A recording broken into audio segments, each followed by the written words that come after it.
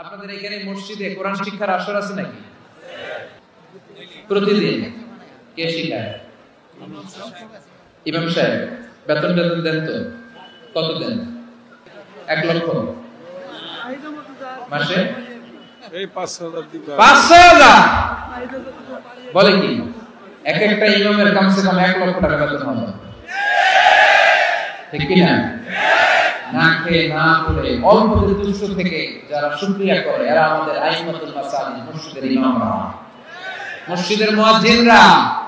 একটা মসজিদের মুয়াজ্জিনের গলা হবে এরকম বিশাল উঁচু, কিয়ামতের ময়দানে সবাই আমরা এর দিকে তাকায় থাকবো, কিরে ভাই তোর গলা উঁচু কেন? সে বলবে আমার এই গলা দিয়ে প্রতিদিন 5 বার আমি আযান দিয়েছি।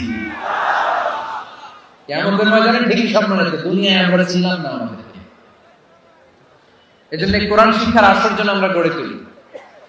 তালিমুল কোরআন প্রজেক্ট লাগবে, শিশুদের কোরআন শিক্ষার আসর, নারীদের কোরআন শিক্ষার আসর, বয়স্কদের কোরআন শিক্ষার আসর। আমরা কোরআন শিখে মরতে চাই, কোরআন জেনে মরতে চাই।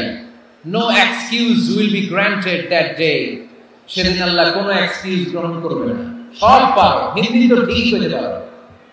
হিন্দিতে কথা বলতে পারে না ছেলেমেয়েরা? হিন্দি সিনেমা এমন দেখা যায় হিন্দিতে কথা বলতে পারে।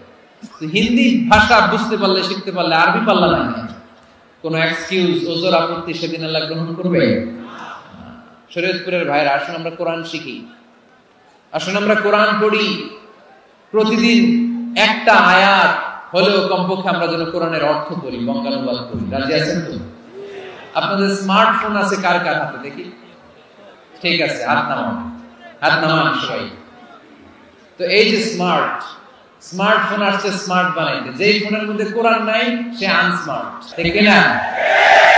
যার মোবাইলের ভিতরে কোরআনের অ্যাপস আছে, ডাউনলোড করে অ্যাপস রেখেছে, সেই হচ্ছে আসল smart. He is the real hero, he is the real smart. এজন্য মোবাইলের অ্যাপস এর ভিতরে কোরআন ঢুকাইতে হবে। খুব সহজ।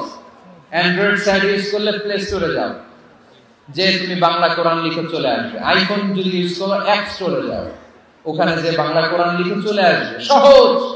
এত সহজ হওয়ার পরেও আল্লাহ কি বললেন আমরা যদি না শিখি, না জানি, আল্লাহ কি ক্ষমা করবে? যা বলার সব আল্লাহ বলে দিয়েছে এই কোরআন। এই কোরআনের শুরু হয়েছে বিসমিল্লাহির রহমানির রহিম দিয়ে, মানে বা দিয়ে। কি দিয়ে? বা দিয়ে। আর এই কোরআন শেষ হয়েছে সূরাতুন নাস দিয়ে, যে সূরার শেষ আয়াত হচ্ছে মিনাল জিন্নাতি ওয়ান নাস। বার সিন মিলালে কি হয়? বাস। এবার বাসের জন্য শরীয়তপুর শহরে যাবে, ওই বাস। এই বাস মানে যথেষ্ট, এই বাস মানে সাফিসিয়েন্ট, কাফি। আল্লাহ বুঝালেন এই 30 পারায় 114টা সূরায় আমি যা দিয়েছি এটাই বাস, যথেষ্ট। নতুন করে আর কিছু লাগবে না, চিল্লাবেন, ঠিক কি না? এজন্য মোবাইলে কোরআনের অ্যাপস ঢুকাবেন। আল্লাহ তুমি সব ভাইদেরকে কবুল করো।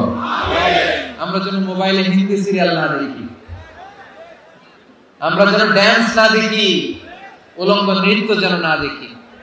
আমরা যেন এই মোবাইলে কোরআন পড়ি। অনেক ষড়যন্ত্র করেছে এই কিতাবকে ধ্বংস করে দেওয়ার। আমাদের এই খোদ ভারতবর্ষে ষড়যন্ত্র হয়েছিল। ব্রিটিশরা যখন চলে গিয়েছিল, ওরা প্ল্যান করেছিল এই কিতাবকে কি করে আমাদের থেকে ডিটাচ করা যায়, কেমন করে আলাদা করা যায়। এর একটা কমিটি করে দিয়েছে, আপনারা গবেষণা করে দেখেন এই ভারতবর্ষ থেকে কেমন করে কোরআন দূর করা যায়। তারা বুদ্ধি করে বললো এক কাজ করি, কারণ তাদের কোরআনের কপিগুলো মসজিদ থেকে বের করে আমরা আগুন দিয়ে জ্বালাই দেব, তাই এই কোরআন শেষ। কোরআনের কপি যদি আগুন দিয়ে জ্বালায় দেওয়া হয় তাহলে তার পৃথিবীতে কোরআন থাকবে না? না থাকবে? পরে দেখলো না রিসার্চে গন্ডগোল আছে, অ্যানালাইসিস ভুল। আবার নতুন কমিটি পাঠালো তারা ইংল্যান্ড থেকে, 33 সদস্য বিশিষ্ট কমিটি। তারা এসে গবেষণা করে দেখলো না, এই কোরআন আগুনে জ্বালাই দিলে কোরআন দূর হবে না। কারণ আমরা ভারতবর্ষের হেফজখানাগুলোতে যে দেখেছি ছোট বাচ্চারা মাথা দুলিয়ে দুলিয়ে কোরআন পড়ে। কোরআন তারা শুধু কাগজেই লিখে রাখে না, সিনার ভিতরে গেঁথে রাখে। ওই কোরআন মুসলমানদেরকে শিখিয়েছে কে?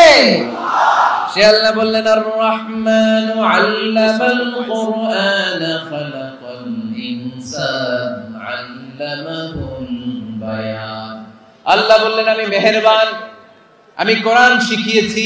আমরা বললাম আল্লাহ আর আপনি কি করেন? আল্লাহ বলেন খালাকাল ইনসান, আমি মানুষ বানিয়েছি। সুবহানাল্লাহ। আমাদেরকে তৈরি করেছে কে? জোরে বলতে হবে কে? মানব সৃষ্টির তিনটা পদ্ধতি কোরআনে পাওয়া যায়। পদ্ধতি নাম্বার 1, বাবাও নাই মাও নাই, এই পদ্ধতিতে আল্লাহ কাকে বানাইছে বলেন? আদম আর হাওয়া আলাইহিস সালাম। এদের বাবা মা ছিল। 2 নম্বর পদ্ধতি হচ্ছে মা আছে কিন্তু বাবা নাই, এই পদ্ধতিতে আল্লাহ কাকে বানালেন? কি নাম? ঈসা আলাইহিস সালাম। 3 নম্বর পদ্ধতি হচ্ছে মাও আছে বাবাও আছে, এই পদ্ধতিতে আল্লাহ কাদেরকে বানিয়েছেন? আমাদেরকে বানিয়েছেন। তাহলে পদ্ধতি কয়টা? 3টা। আদম আলাইহিস সালামকে বানানোর পদ্ধতি 3টা। প্রথমে আল্লাহ 3 লাজের এঁটেল মাটি নিলেন, তারপর নিলেন হামাইম মাসনুন কাদা মাটি, তারপরে এটারে বানালেন ঠনঠনে শুকনো মাটি। সাইয়েদনা আদম আলাইহিস সালামের অবয়ব তৈরি করলেন 60 হাত লম্বা করে। সাইয়েদনা আদম আলাইহিস সালামকে যখন আল্লাহ বানিয়েছেন কয় হাত লম্বা?